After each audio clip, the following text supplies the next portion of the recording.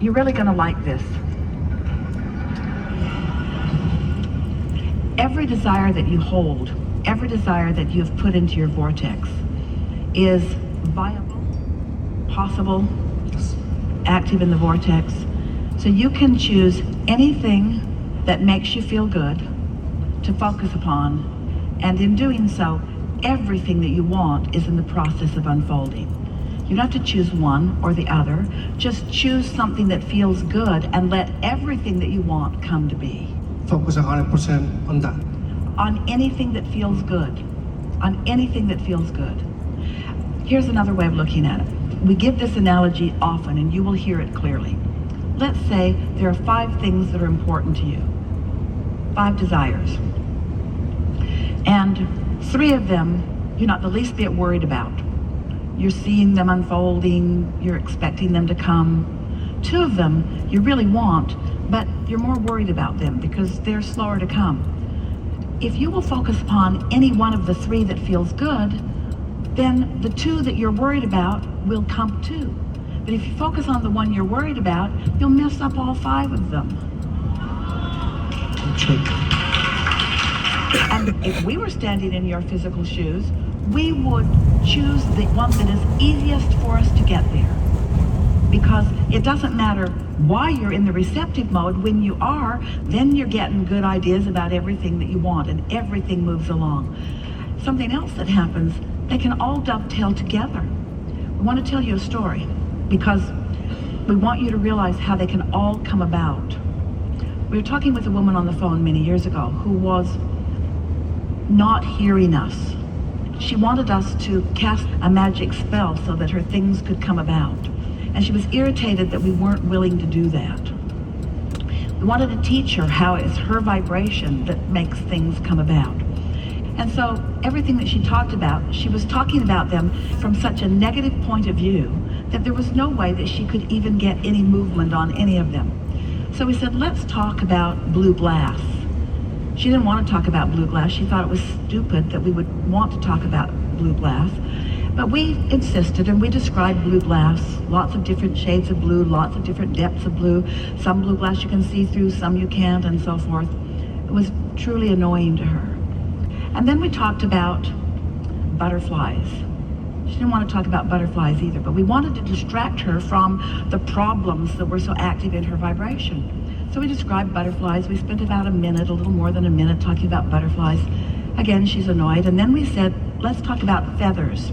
She didn't want to talk about feathers either, but we described feathers for a little over a minute. And then she hung up. She was not happy. She did not get our point. She did not enjoy the subject of blue glass or butterflies or feathers. And then Jerry and Esther, they were in California at the time, went to one of their favorite restaurants to have lunch in La Jolla. And on their way to the restaurant, they parked their car and they got out to walk to the restaurant. And Esther said, let's go in here. She just felt this very powerful compulsion to go into this shop, which is not altogether unusual for Esther, but it was a very strong desire. And so Jerry followed her in, and they went in and in and in, back deep into the shop, and they discovered a complete wall of blue glass, filling the floor with so many beautiful blue glass objects. Well, it didn't mean anything to Esther. She had not really been focusing on the conversation from her conscious mind, and Jerry had not heard it at all. And so the blue glass didn't mean that much, but there it was. And then they went to George's and they had lunch. And then they left the restaurant and they walked down to the cove in La Jolla. And as they were walking across this expanse of grass, a flurry of butterflies surrounded them so intense that they had to stop talking to keep from eating them. And Esther is still not making the association with what we had activated together. Jerry didn't realize it either. It was just a very powerful anomaly.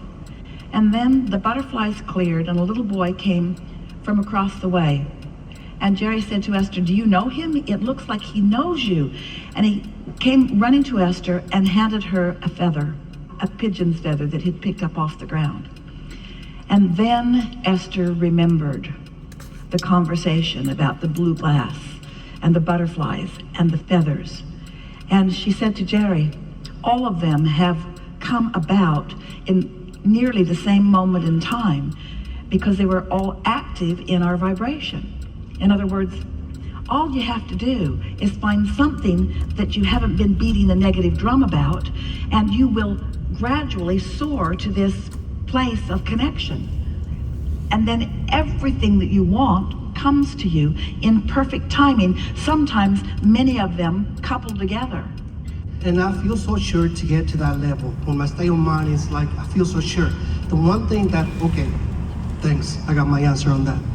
When I go and do for one desire and do everything that There's something that we want you to hear, and that is we want you to focus not to make it happen. We want you to focus because it's fun when you focus.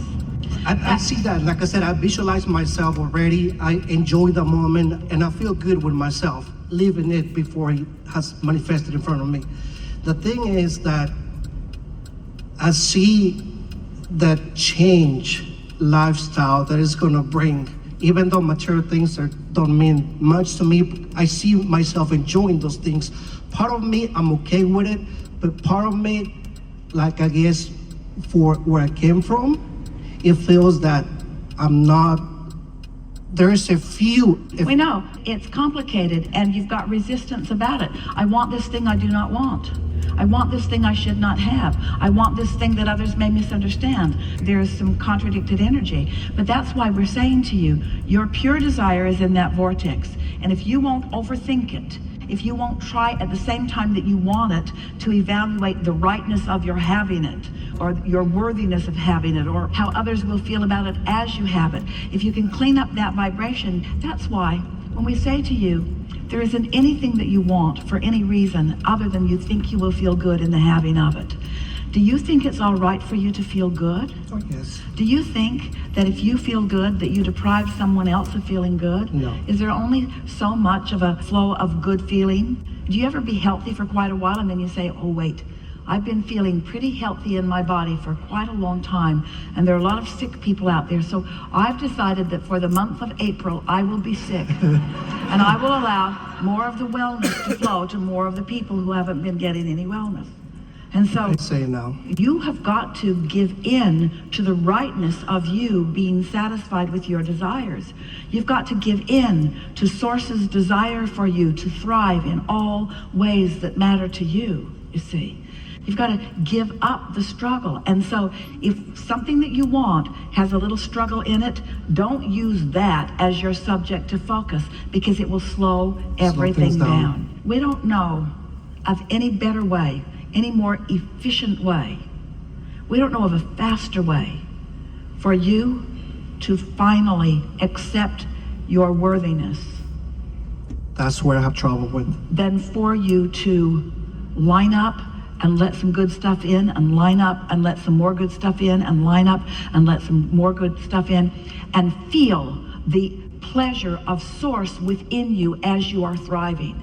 That's the way you will teach yourself the feeling of worthiness, is by realizing that that's what your inner being wishes for you. And when you hold yourself apart from the blessings that are raining down all around you, that's resistance to something that is natural, you see. Helpful? Very. Something more? I was, I guess, raised with this religion, and it was basically, I guess, unconsciously programming me. Now that I see things differently, it's like I'm on this side, and the people that I surround with, they have this mentality, which I'm okay with that. They have these beliefs, which I'm okay with that. But now I see, like I said, we are to seek the truth, and the truth will set us free.